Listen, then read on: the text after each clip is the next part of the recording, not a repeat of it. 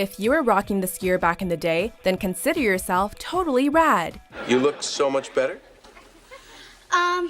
Yeah, I got my hair done. Welcome to Ms. Mojo, and today we're counting down our picks for the top 10 decade-defining fashion trends of the 1980s. Hey, you guys know anything from the 20th century? For this list, we're taking our souped-up DeLorean back in time to the excessive 1980s in order to recall all of the wild and wacky fashions which most resonated with the public during this decade. Clothes, hairstyles, and accessories will all be considered, just so long as they echo pleasant, or maybe not so pleasant, memories of this visually unique period in time. I was pretty! My mother told me so! Number 10. Scrunchies. Veronica, finally. Hair accessories were all the rage during the 1980s, with very few being as popular as that faithfully strong tie known as the scrunchie. This fabric-covered elastic came in a variety of shapes and colors, and served as the perfect alternative when that favorite headband just wouldn't make the grade. Plus, the soft outer covering of the scrunchie made sure hair was never torn out or damaged, no matter how high it was or how much Aquanet hairspray was applied. To hold that soft, natural look, new Aquanet non-aerosol hairspray with silk protein. Go to my head. Number 9. Miniskirts.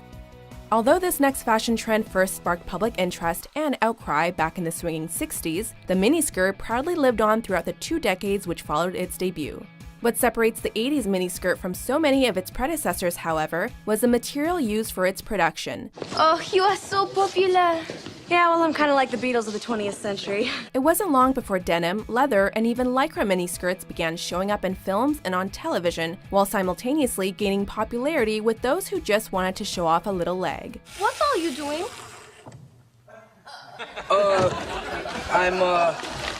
I'm giving you some ventilation, you know, so the heat can get through. Oh, it's all right, bud. I don't mind if you peep. Number 8. The yuppie look.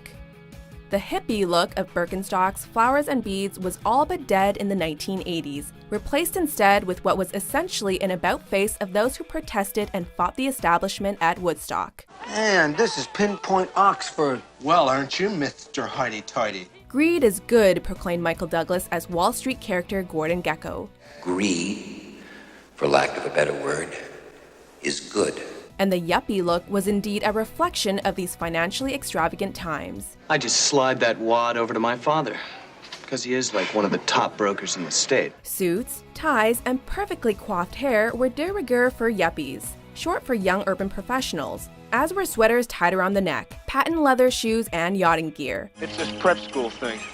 It's throwing my game off. Dressing to impress, as opposed to dressing down for comfort. Hi, Courtney. Love your cardigan. Thanks. I just got it last night limited. Like, totally blew my allowance. Number 7. The Miami Vice. You want to get high? Well, you know, they'll serve the purpose. You understand what I'm saying? It's difficult to explain to those who weren't around during the 1980s how much of an impact just one television program could have upon an audience. But this was indeed the case with producer Michael Mann's decade-defining cop show, Miami Vice. Surprise, Leon. Along with costume designer Jody Tillin, Mann's vision was a cop show which stood in strict opposition to its funky predecessors from the 1970s, bringing with it a fashion sense firmly entrenched in the 80s MTV generation. Pastel colors, flowing white sport coats, designer stubble, and those perfect Ray-Ban Wayfarers were the epitome of 80s cool, as well as an essential tool for kickstarting actor Don Johnson's claim to fame.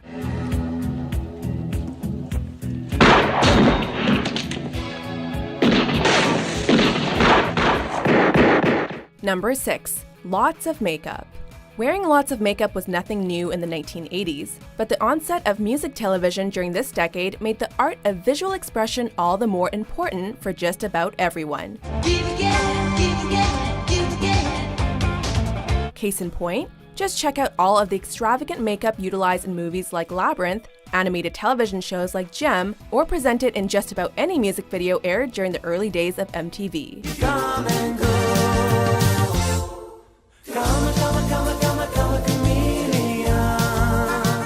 The 1980s were all about radical, boundary-pushing visual style, and this sentiment was definitely echoed in how normal, everyday people reflected these wild and out-there artists who were reaching into their living rooms. Put on a little makeup, make sure they get you good side, good side. Number 5. Neon. Voila! It almost seems like a cliche at this point, but neon really was everywhere during the 1980s, permeating nearly every facet of popular culture. I'll pay for the movie if you pay for the popcorn. Okay, but listen, how much is popcorn? $2.50. And why not? Brightly colored clothes were a fashion statement, a rallying call out to any within eyeshot that said, "Hey, look at me." Now chill out, okay? Bands especially seemed to pounce hard on the neon trend, trying on a seemingly endless array of attention-grabbing, gaudy neon colors, meant to drive as many eyeballs back to what they were doing. And you know what? It worked.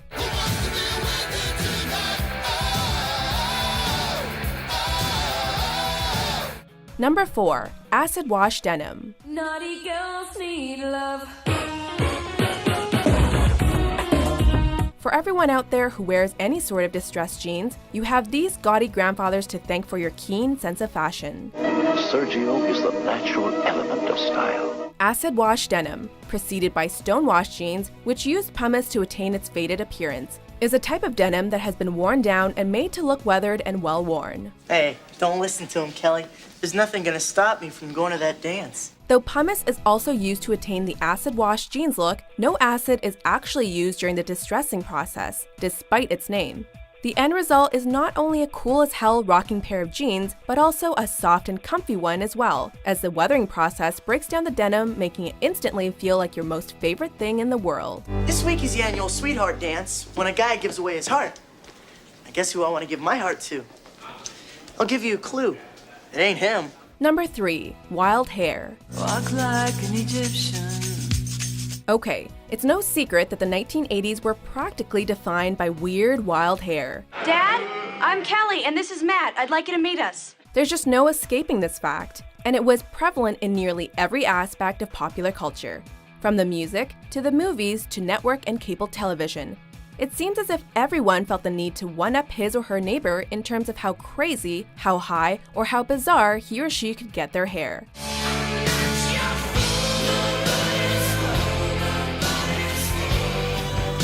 Business casual mullets, hair metal perms, and new wave extension experiments? Yeah, the 80s had all of that. She's so rad! Thanks for coming down. You're welcome, Miss Q. Stacy. Number 2. Shoulder pads. God, Veronica, drool much? His name is Jason Dean. Some 80s fashion trends have, for better or worse, made moderately successful comebacks over the years. Yet the decade's penchant for shoulder pads seems to be very much a product of its time.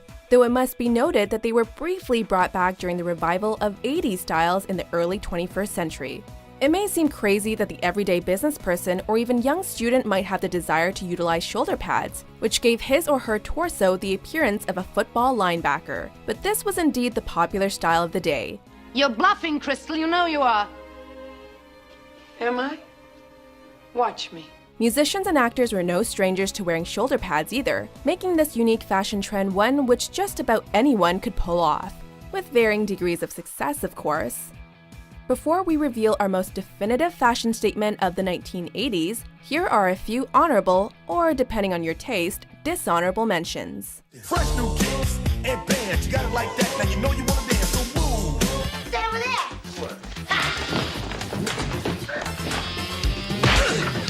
You see no way for the possibility. Don't you see a strong resemblance to yourself?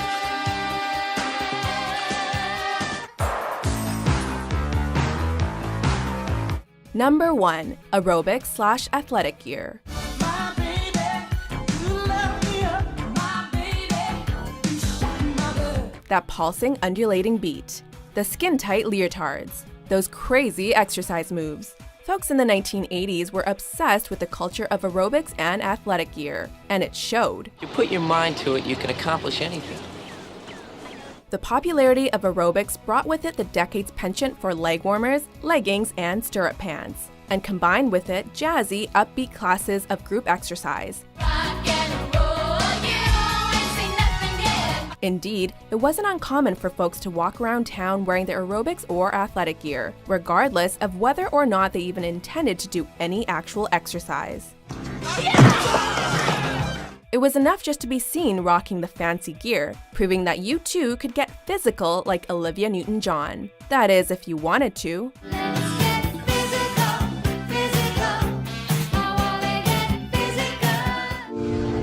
Do you agree with our list? Which fashion trends do you think define the most excellent 80s? Did you see that? Heather #1 just looked right at me. For more tubular top 10s published every day, be sure to subscribe to Ms. Mojo. 1, 2,